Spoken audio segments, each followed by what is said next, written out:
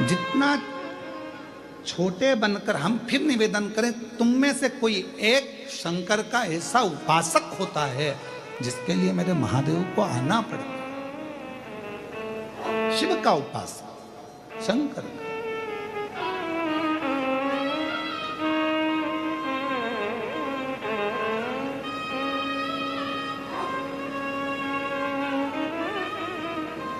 हम तो मैं महादेव से, हम शिव मंदिर में कभी भी हम शंकर जी को जल चढ़ाने के लिए या शंकर जी का दर्शन करने के लिए जाते हैं तो हम कहते हैं बाबा करुणा करना, इतने भक्त तेरे पास सुबह से लेकर रात तक आते हैं, कोई एक सच्चा भक्त तो तेरे यहाँ आया होगा ना बाबा, दिल से उसने जल चढ़ाया होगा ना बाबा। हे बाबा तुझे उस भक्त की आन है, जितने भक्त आए हैं ना उनके भी दुखड़े तू मिटाते चलना और उनका कल्याण कर। इतने आते होंगे ना, उसमें से कोई एक तो तेरा अपना होगा ना बाबा, कोई एक तो तुझे बहुत प्रेम करता होगा ना बाबा, तो उससे मिलने आ जा। और जब तू, हमने देखा है, हम नारखेड़े जी के यहाँ पर जब बहुत पहले गए थे तो नारखेड़े जी के घर पर जब लगभग 7-8 साल हो गए होंगे, 7-8 साल पहले जब हम घर गए थे इनके, तो इनसे ज़्यादा सबसे ज़्यादा खुश थे इनके पड़ोसी। इनके घर में तो जनता भरी हुई थी और पड़ोसी इनके घर में भरे हुए थे, बड़े आराम से दर्शन कर रहे थे, आनंद ले रहे। तो किसी के बहाने भी कोई आ जाए तो दूसरों को लाभ तो मिलता है ना। जैसे नारखेड़े जी पाटिल जी कथा कराए, हम पाटिल जी के भी घर गए तो हमने देखा उनके घर की गली के अंदर सब भरे पड़े हुए थे, तो वो फायदा, भले बुलाया इनने, कथा जजमान बनेंगे, पर आज लाभ तो पूरे कृष्णेश्वर क्या पूरी दुनिया को ऑनलाइन कथा का मिल रहा है, प्राप्त तो हो रहा है।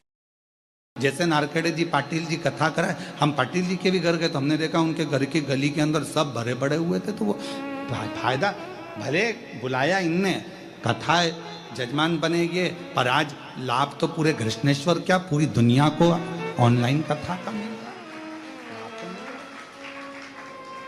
करुणा करने वाले है दया करने वाले दयालु, तू करुणा कर, करुणा।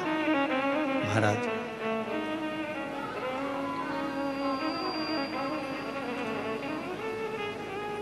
ए मेरे शिव, तेरी करुणा, तेरी उदारता, तेरी दया ऐसी बना कर रखना कि अंतिम श्वास तक तू मेरे करीब।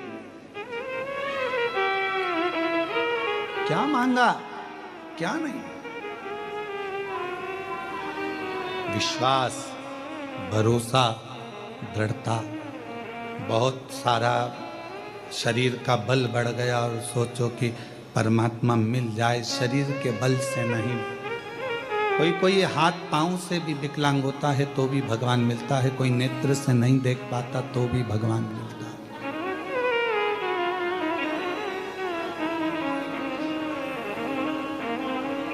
हम आपसे पूछें, उत्तर दीजिएगा जरा बैरुल वालों, कोई मुख से गूंगा है, नहीं बोल सकता, तो क्या भगवान उसको नहीं मिलेगा? बोलो, जम के बोलो, मिलेगा ना। मुख से भगवान को मतलब ही नहीं। कोई सुनाई नहीं देता, किसी को बहरा है, तो क्या भगवान नहीं मिलेगा? भगवान को तेरे कान से मतलब ही नहीं। कोई चल नहीं सकता तो क्या भगवान नहीं मिलेगा? तेरे पांव से भगवान को मतलब ही नहीं। भगवान को मतलब किस चीज से? तेरी आंखें नहीं है तो भगवान को तेरे उस आंख से कोई मतलब नहीं। मेरे भोलेनाथ को किस चीज से मतलब है? तो शिव महापुराण की कथा कहती है, तुम्हारे दिल से, बस मन से जो पुकारते हो उससे परमात्मा। हाथी, श्रीमद् भागवत में चरित्र आता है गज और गिरा का। हाथी कौन से कॉलेज में पढ़ा था जिसको भगवान मिल गया? कोई गुरुकुल गया था हाथी पढ़ने के लिए, गज कोई गुरुकुल में पढ़ने गया था, गज कोई कॉलेज पढ़ने गया था, गज किसी विद्यालय में पढ़ने गया था। हाथी गज किसी गुरुकुल में पढ़ने नहीं गया, ना उसको संस्कृत आती थी, ना हिंदी आती थी, ना कोई भाषा आती थी। वो तो अपने दिल की भाषा से, जब उसके पाँव को मगर ने पकड़ लिया, ग्रह ने पकड़ लिया, तब वो हाथी परिवार वालों से देखा कोई नहीं आया, तब वो हाथी ने परमात्मा को पुकारना प्रारंभ करा और दिल से पुकारा तो वो नारायण दौड़ कर आ गया। भगवान दिल की भाषा जान, मन की भाषा जान।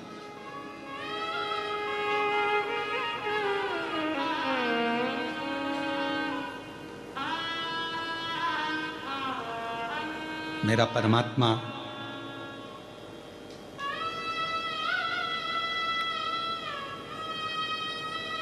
केवल हृदय की भाषा जानते हैं, नेत्र से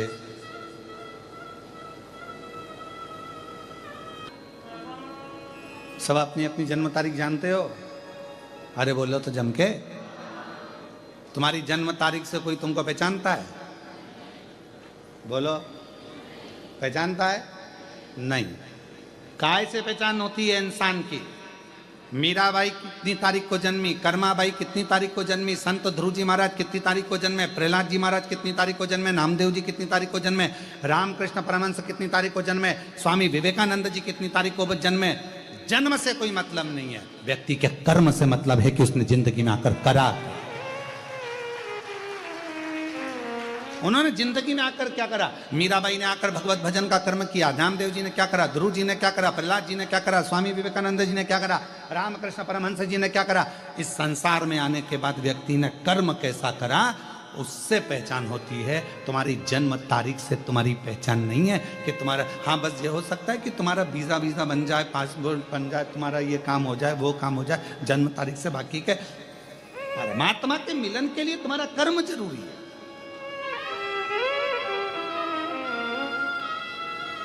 तुम कैसा कर्म कर रहे हो? आप 17 तारीख को जन्मे, 17 तारीख को ना जाने कितने और जन्म लिए होंगे। बोलो बोलो, सही है कि गलत है? 17 तारीख को तुम्हारा जन्म हुआ, 5 तारीख को तुम्हारा जन्म हुआ, 6 तारीख को तुम्हारा जन्म हुआ, 12 तारीख को तुम्हारा जन्म हुआ, 1 तारीख, 2 तारीख, 5, 1 से लेकर 31 के बीच में तुम्हारा किसी तारीख को जन्म हुआ। उस तारीख को ना जाने कितने हॉस्पिटल में कितने बच्चे जन्म लिए होंगे तुम्हारे समय पर। तुम 2 बजे जन्मे तो 2 बजे ना जाने कितने लाख बच्चे एक साथ जन्म लिए होंगे। क्या सबका भाग्य एक जैसा हो सकता है? तुम्हारी जन्म तारीख से या तुम्हारे जन्म समय से कोई फर्क नहीं पड़ता। फर्क पड़ता है तुम्हारे अच्छे कर्म से। तुमने पृथ्वी पर आकर जो अच्छा कर्म करा है, लोग तुम्हारे कर्म से तुम्हें पहचानेंगे, तुम्हारी जन्म तारीख से कोई नहीं पहचानेगा। जन्म तारीख से तो केवल जो पत्नी पति को पहचान जाएगी, पति पत्नी को पहचान जाएगा, भाई बहन को पहचानेगा, बेटा माँ बाप को, माँ बाप बेटे को, बच्चों को, ये सब जन्म तारीख से पहचान जाएंगे। पर कर्म से तो दुनिया ही जान सकती है, कर्म से। इसलिए शिव महापुराण की कथा कहती है कि कर्म ऐसा कर कर जाना कि यहां से जाने के बाद लोग तुमको याद करेंगे। क्यों? माता सती से ज्यादा माता पार्वती को पूछा जाता है। सती माता अपने शरीर को अपने पिता के घर में क्रोध की अग्नि से प्रकट कर कर जला लेती हैं, भस्म कर लेती हैं।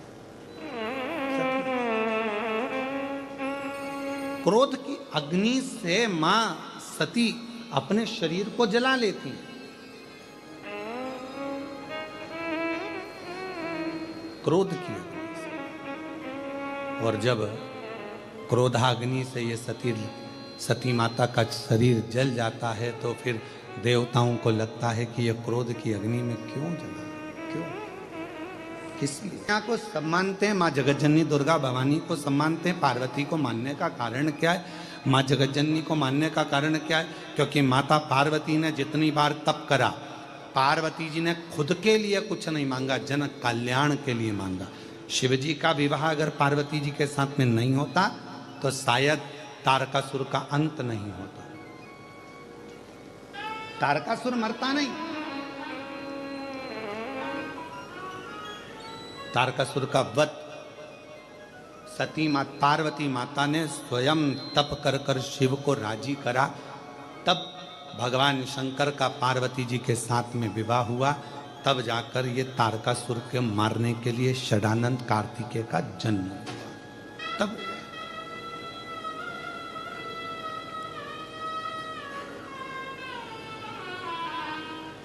आप सबको मालूम होगा, एक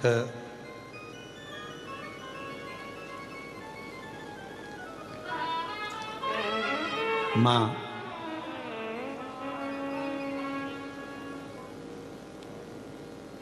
दुर्गा भवानी का एक नाम माँ पार्वती का रक्त दंती का है। क्या नाम है? जम के बोलो। रक्त दंती का। दुर्गा सप्तशती के 11वें अध्याय में वैवस्व मनवंतार में 28वें युग में शुंभ और निशुंभ के चरित्र का वर्णन आता है। और शुंभ निशुंभ को मारने के बाद मां दुर्गा भवानी एक वेप्रचिति नाम का एक असुर हुआ। और यह वेप्रचिति एक ही काम करता था। जब इसका जन्म हुआ वेप्रचिति का, असुर प्रवृत्ति का था, कहीं पर धार्मिक आयोजन नहीं होने देता था। कोई सत्कर्म हो रहा है, कोई भजन हो रहा है, कीर्तन हो रहा है, मंत्र जाप हो रहा है, मंत्र माला हो रही है, तो वेप्रचिति उसको समाप्त कर देता था। यह वेप्रचिति का नियम था।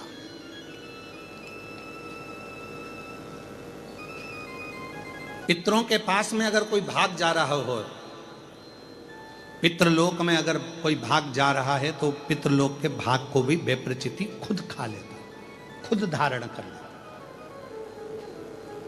इतना भयंकर असुर था वेप्रचिति कि देवता सब त्रस्त थे उससे। एक बार भगवान ब्रह्मा जी ने भगवान नारायण से पूछा कि ये वेप्रचिति का वध कौन करेगा, इस वेप्रचिति का संहार कौन करेगा? तो कहा, पितरों की 3 कन्याएं, मैना, धन्या और कला।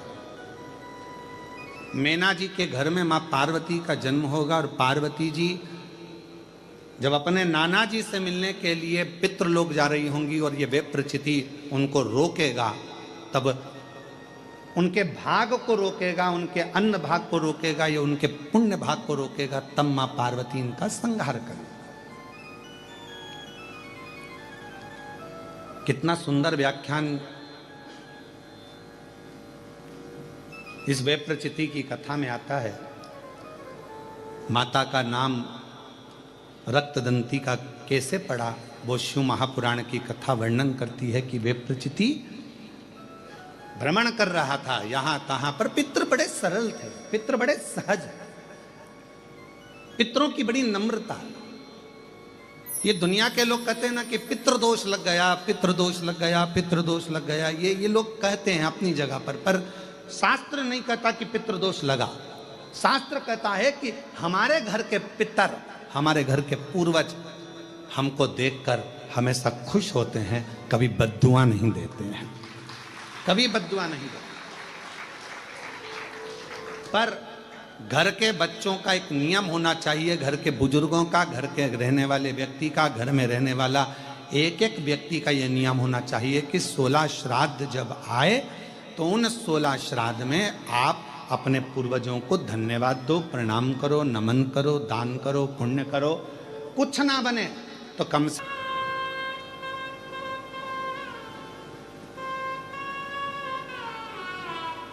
कितना बड़ा हमारा परिवार है, कितना बड़ा। आज के लड़के कहते हैं, आज के जमाने की लड़के कहते हैं, आज के जमाने के बेटा कहते हैं, आज के जमाने की बेटियां कहती हैं हम क्यों बुजुर्गों को माने। अरे भाई मत मानो, पर समझो तो सही, तुम और तुम्हें जन्म देने वाला, एक लड़के को जन्म देने वाले माता और पिता कितने लोग हैं? 2 लोग, माता और पिता। अब तुम्हारे माँ बाप को जन्म देने वाले कहां से हो गए? 2। तुम्हारे माँ बाप को जन्म देने वाले हो गए 4, 2 उधर के 2 उधर के, एक के द्वारा ही पैदा हो गए क्या? बोलो बोलो, सही है कि गलत है? जम के बोलो। उधर जैसे पत्नी है तो इसके माँ बाप, तभी तो पत्नी हुई है, फिर पति, इसके माँ बाप, तो 2 के कितने हो गए? 4। अब उनके दादाजी के निकालो तो दादा के कितने हो गए? 8, उधर के इधर के, ऐसे अंदाजा लगाओ 7 पीढ़ी का। ऐसे अंदाजा लगाओ 7 पीढ़ी का, और 7 पीढ़ी का अंदाजा लगाकर देखोगे तो मालूम पड़ेगा कि जितना 7 पीढ़ी के अंतर्गत जो पूर्वजों का एक तत्व सब में रहा है, वो तत्व हम में भी रहता है। जैसे पिताजी को चिड़चिड़पन रहा है तो वो पिताजी को भी रहेगा, उसकी औलाद को भी रहेगा, उसके पोते को भी रहेगा, उसकी पोती को भी रहेगा। ये नियम है, नीति है, वहीं से चला आ रहा है, इसको कोई रोक नहीं सकता। अब इसको तुम सोचो, पत्नी सोचे मैं अपने पति का चिड़चिड़पन खत्म कर दूं, या पति सोचे मैं अपनी पत्नी का चिड़चिड़पन खत्म कर दूं, तो नहीं हो सकता। ये पूर्व का चला आ रहा है, 7 पीढ़ी का। थोड़ा ना थोड़ा, थोड़ा ना थोड़ा, थोड़ा ना थोड़ा हमारे शरीर में रहता है। जब माता पिता का वो तत्व हमारे शरीर में रहता है तो हमारा फर्ज बनता है कि जब हम श्राद्ध पक्ष में गौ माता को अगर एक रोटी देते हैं तो ये सबको उसका फल मिल जाता है और पितरों का कल्याण हो जाता है। अब हम तो साधारण भाषा में, सजता में, हम क्यों माने? मत मानो, हमें क्या करना? आग लगे बस्ती में, अपन रहें मस्ती में, क्या किसको रोई है चादर तान के। हम क्यों माने? हमें क्या करना? मत करो।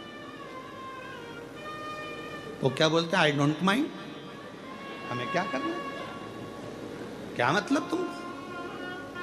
तुम्हारा मन हो जो करिए, पर निवेदन है, बिना आप उस बखाड़े को क्यों कहता? 7 पीढ़ी